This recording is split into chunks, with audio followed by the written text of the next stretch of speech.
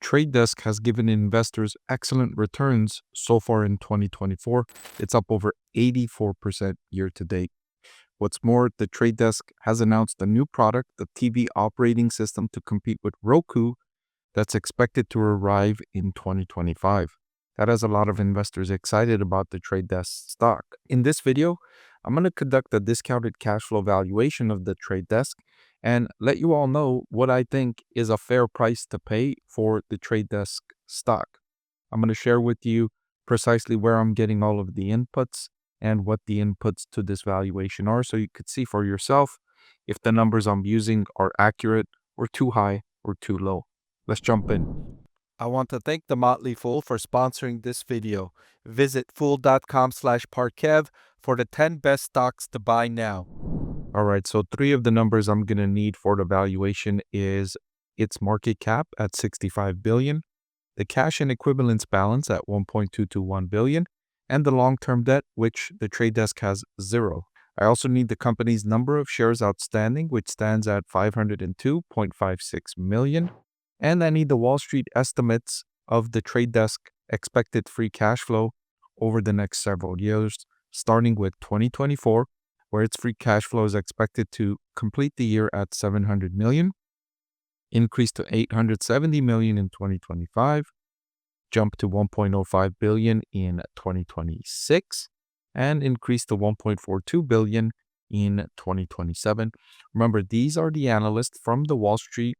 These are the numbers from Wall Street analysts that are following the trade desk stock. This is what they think the company's free cash flow will be over the next several years. I also need the beta for the trade desk, and according to Yahoo Finance, that number is 1.47. Remember, a beta of 1 means that a stock is equally as risky as an S&P 500 index.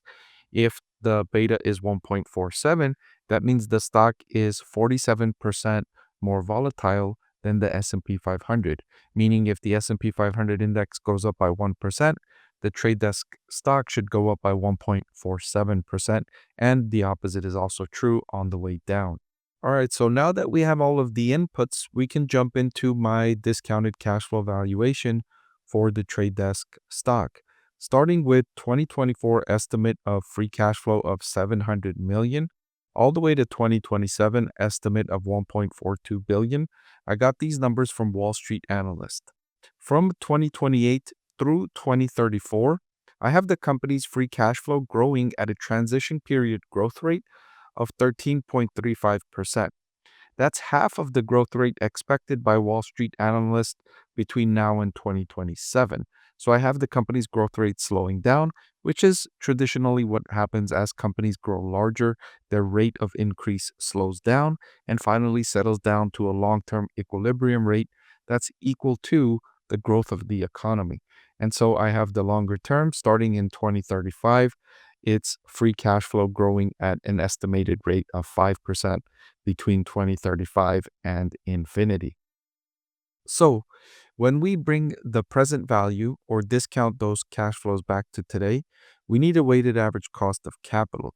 We need a discount rate because money in the future is not worth as much to us as money today. And one of the reasons for that is because if you're expected to increase or if you're expected to receive a $1.42 billion free cash flow in 2027, there's risk associated with that, right? Nobody knows what's going to happen in the future.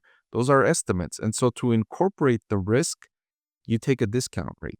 It also incorporates the time value of money because you'd rather have money in your pocket today instead of money in your pocket in the year 2027. And so the weighted average cost of capital incorporates all of that into that cost of capital. I've used a weighted average cost of capital of 12.74% for the trade desk, utilizing a cost of debt of 7.5% and a capital asset pricing model cost of equity of 13%, applying a beta of 1.47, a risk-free rate of 4.2%, and a market risk premium of 6%.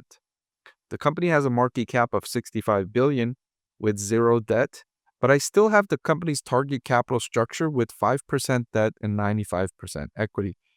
Most companies take on debt as they grow larger, not because they need to, but because the cost of debt is so much lower than the cost of equity.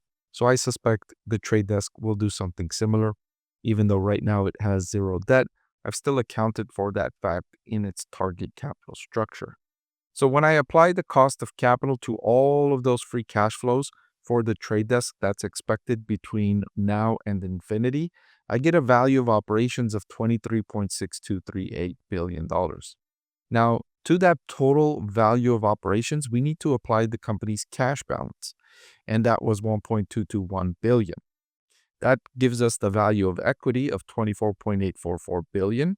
And from that total, we need to divide the number of shares outstanding to give us the intrinsic value per share. The value of equity is the value for the total business, the equity. The price per share you arrive at by dividing the number of shares to the value of equity. And that brings us to our valuation of an intrinsic value per share for the trade desk at $49.44 when the current market price is actually $132.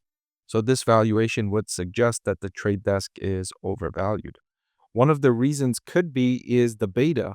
Investors could be forecasting the beta will decrease over years, and I agree with that estimate.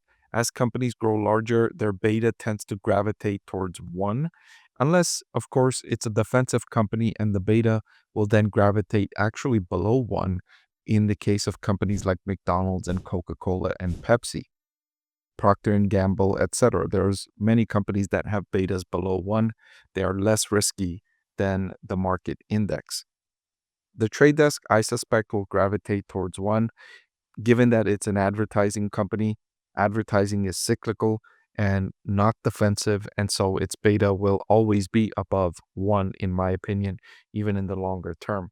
So giving it a beta of 1, I did a scenario analysis to see what the price would be, the intrinsic value. It would still be below the current market price at $78.53. So even looking at a scenario where the beta goes all the way down to 1, which I don't think is very likely, I think the lowest its beta will go down to, even in the future, if it grows larger where it's generating $10 billion in free cash flow, I suspect its beta will be 1.1 or 1.15 at the lowest. So a beta of 1 is a friendly number for the trade desk. And even with that friendly number, the price seems overvalued according to my estimates, according to these inputs and these calculations. But remember, I used a lot of estimates and assumptions to arrive at this conclusion.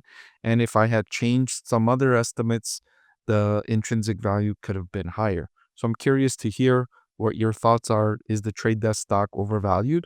Or did I use an input that you disagree with that you think should have been higher, which would then deliver a higher intrinsic value per share? Hey everyone, I'm excited to announce that my book is finally available for sale. I've been working on it for more than a year now, so I'm really excited to finally share this with you now. It goes through my framework for evaluating stocks. Some of you often ask why I like this stock or why I like the other stock, and this framework provides you the things that I look at when I'm evaluating stocks. I've added the link in the description below.